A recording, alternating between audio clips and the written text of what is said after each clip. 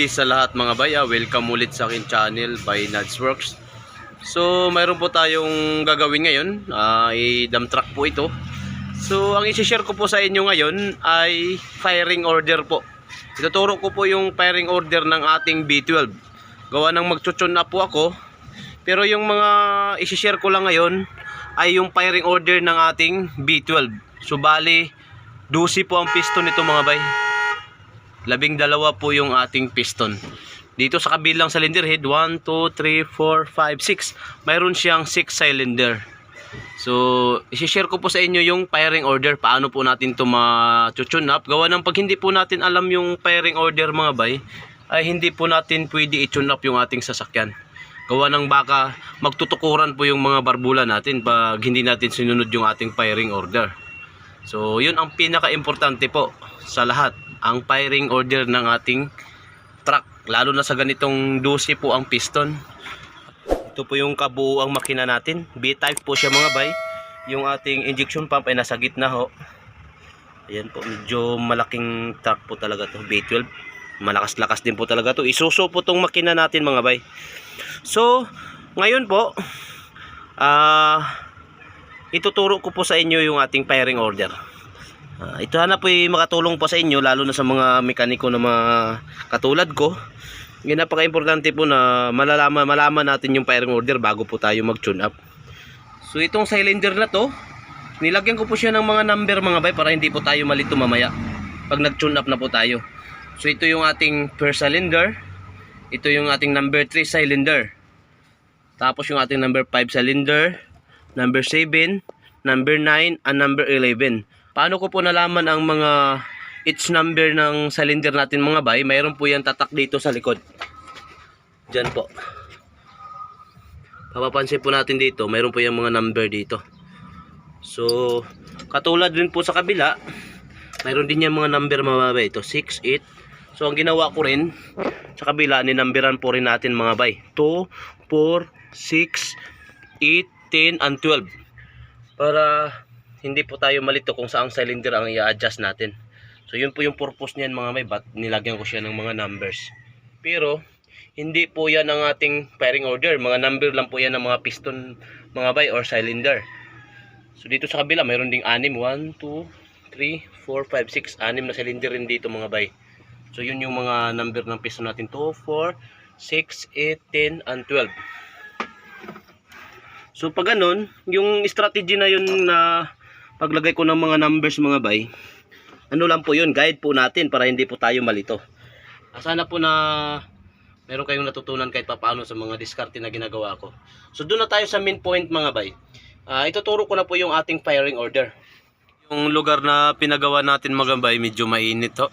Tarik po yung araw natin, so medyo malabo po yung kuha ng aking camera. Pagpasensyahan nyo na po. So this time po ituturo ko na po sa inyo yung firing order ng ating B12 engine. Yung 12 po ang piston. So ito po makikita nyo po, isunulat ko na lang po dito sa mismong kaha ng ating dump truck. So mapapansin nyo, mag-uumpisa po tayo sa 1, 4, 9, 8, 5, 2, 11, 10, 3, 6, 7, and 12. So yan po yung tamang arrangement ng firing order natin mga bay sa ating B12. So paano po natin gagamitin yung firing order na yan? So dapat alam rin po natin paano natin gamitin yung mga numbers na yan, yung firing order na yan. Kasi kahit alam natin na yan yung firing order natin, pero hindi naman natin alam kung paano gamitin, use this din po mga bay. So isi-share ko din po sa inyo yung mga experience ko lang po at mga nalalaman ko. So, yung first step po na gagawin natin dyan para magamit po natin yung ating firing order.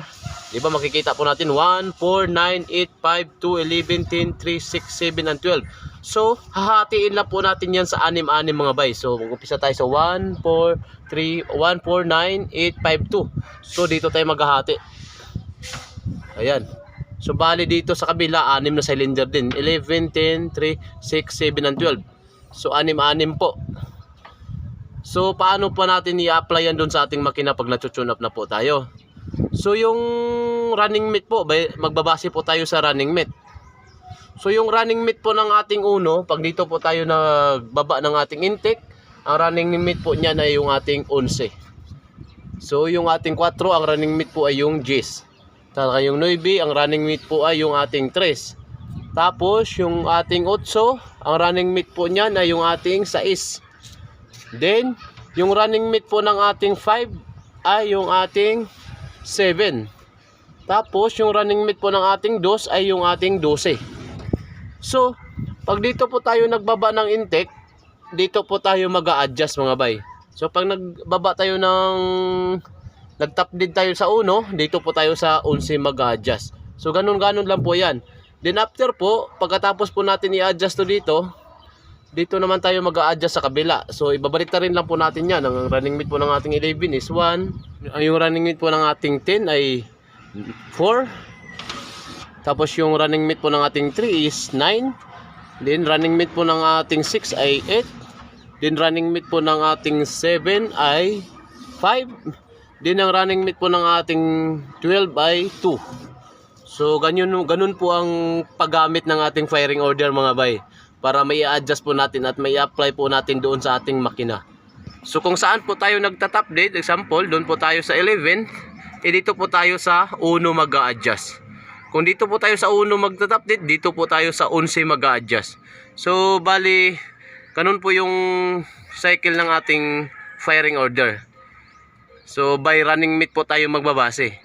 Medyo malilito tayo, gawa ng 12 po yung piston, pero kailangan po natin sundin lang yung running meat. Magagawa po nating tune upin yung ating makina. So ayan po.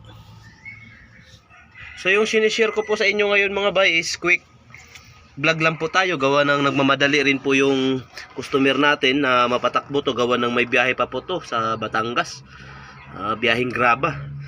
So bago pala natin tapusin tong videos natin mga bay, kung bago ka pa po sa akin channel, huwag po nating kalimutan mag-subscribe at pindutin yung ating notification bell para maging update po tayo sa sunod ko pang mga videos. Ayan ho. So yung talagang gusto ko lang po i-share ngayon ay yung firing order natin na 1, 4, 9, 8, 5, 2, 11, 10, 3, 6, 7, and 12.